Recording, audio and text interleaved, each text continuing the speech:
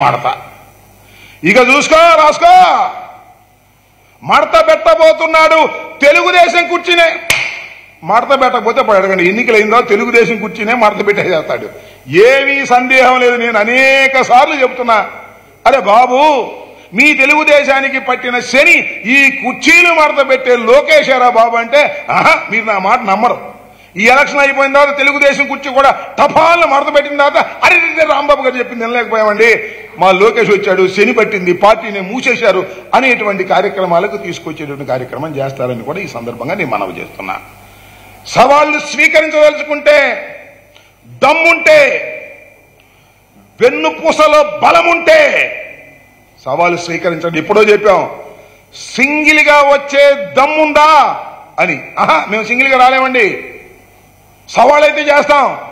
మేము వచ్చినప్పుడు మాత్రం గుంపులు గుంపులుగానే వస్తాం అవును మీరు గుంపులు గుంపులుగా వస్తాం ఇంకో గుంపు చాలా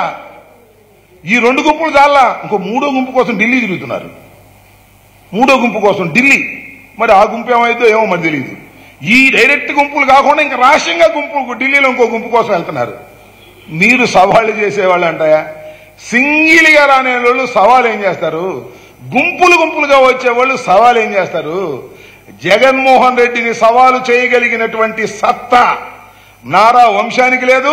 ఆ వరాహికి లేదు అనే విషయాన్ని దయచేసి గుర్తు పెట్టుకోమని మనం చేస్తున్నాం అసలు సవాళ్ళు ఏంటో ఎన్నికలకు ముందు తెలుసు సవాళ్ళు ఏంటి నాకు అర్థం కాల